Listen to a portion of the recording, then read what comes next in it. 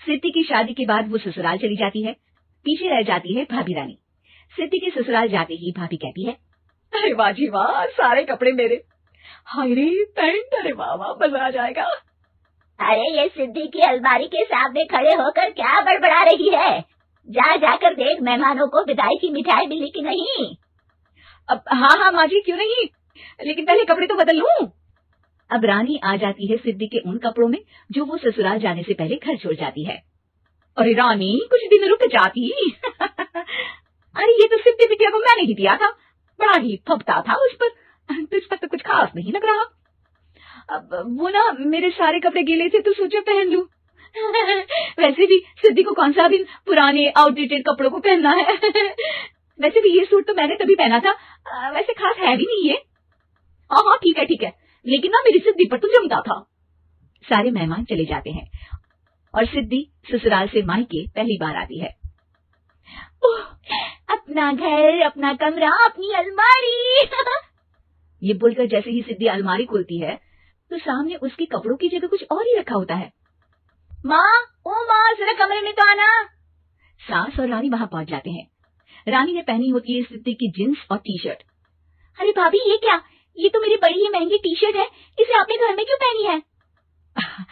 अरे बहुत मिलती है दीदी ये चौक की मार्केट में, 150 में। ओ भाभी प्लीज, ये एरोपोस्टल है, 2000 की एक टी शर्ट। ओह, 2000 में तो दीदी 4 साड़ी आ जाए। अब क्या बोलूं? भाभी, ये मेरी अलमारी में छोटू के कपड़े, तो मेरे कपड़े कहाँ हैं? मेरी अलमारी में? अब दीदी आपको कौन से पुराने कपड़े पहनने थे? माना भाभी, लेकिन मैं जब घर आती तो यही सब पहनती ना। अरे तुम तो बड़ी कंजूस हो दीदी। खैर वक्त आता है जब सिद्धि ससुराल के लिए रवाना हो रही होती है। अरे रानी, अंदर से सिद्धि का गिफ्ट ले आ, लड़की पहली बार ससुराल से मायके आई है। रानी अंदर जाती है और एक सिंपल सी साड़ी लेकर बाहर आ जाती है। ये लीजिए माँ जी। सास बेटी को गिफ्ट देकर ससुराल भेजती है।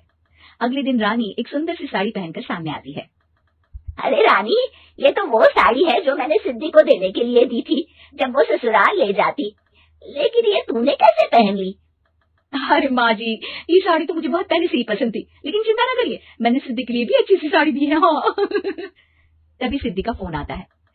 क्या माँ, कुछ अच्छा तो दिया होता ससुराल ले जाने के लिए, अरे पहले दिखा दिया होता। ये चमकते हुए पैकेट में नौकरानी वाली साड़ी मत दिया करो माँ।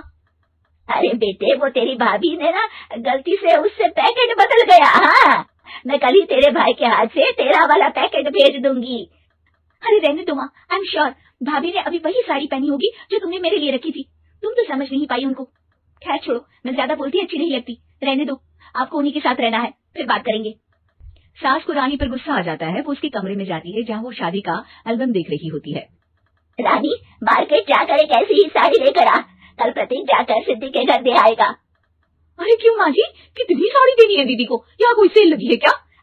अरे चुप कर, मेरे बेटी के हिस्से की साड़ी खुद पहन ली, अब ज्यादा ज्ञान बांट रही है। एक दिन सिद्धि का फोन आता है।